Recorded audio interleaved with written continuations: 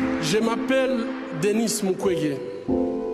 Je viens d'un pays le plus riche de la planète. Pourtant, le peuple de mon pays est parmi les plus pauvres du monde. La réalité troublante est que l'abondance de nos ressources naturelles, or, coltan, cobalt et d'autres minéraux stratégiques, alimente la guerre, source de la violence extrême et de la pauvreté abjecte en République démocratique du Congo. Nous aimons tous les belles voitures, les bijoux, les gadgets.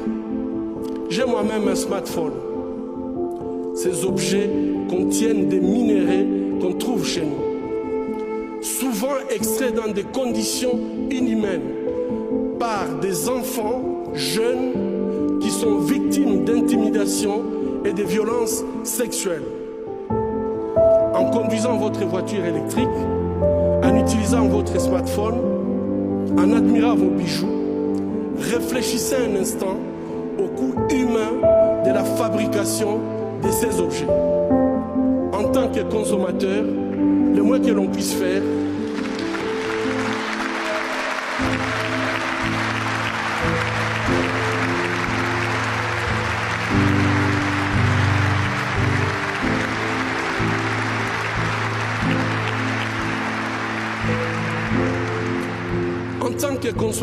le moins que l'on puisse faire est d'insister que ces produits soient fabriqués dans le respect de la dignité humaine. Fermer les yeux devant les drames, c'est être complice. Ce ne sont pas seulement les auteurs de violences qui sont responsables de leurs crimes, mais aussi ceux qui choisissent de détourner les regards.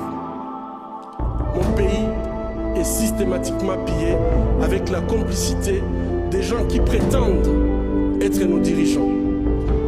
Pillés pour leur pouvoir, pillés pour leurs richesses et leur gloire, pillés aux dépens des millions d'hommes, de femmes et d'enfants innocents, abandonnés dans une misère externe, tandis que les bénéfices de nos minéraux finissent sur les comptes opaques d'une oligarchie prédatrice.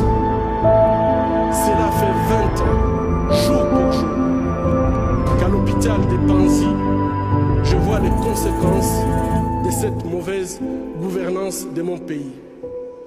Bébés, filles, jeunes femmes, mères, grand-mères, et aussi les hommes et les garçons violés de façon cruelle, souvent en public, en collectif, en insérant du plastique brûlant ou en introduisant des objets contondants dans leurs parties génitales.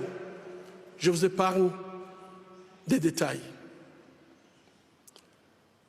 Le peuple congolais est humilié, maltraité, massacré depuis plus de 2 décennies au vu et au su de la communauté internationale. Aujourd'hui, grâce aux nouvelles technologies d'information et de la communication, plus personne ne peut dire « je ne savais pas ». Avec ce prix Nobel de la paix, j'appelle le monde à être témoin et je vous exhorte à vous joindre à nous pour mettre fin à cette souffrance qui fait honte à notre humanité commune. Les habitants de mon pays ont désespérément besoin de la paix. Mais comment construire la paix sur des fausses communes? Comment construire la paix sans vérité ni réconciliation? Comment construire la paix sans justice ni réparation?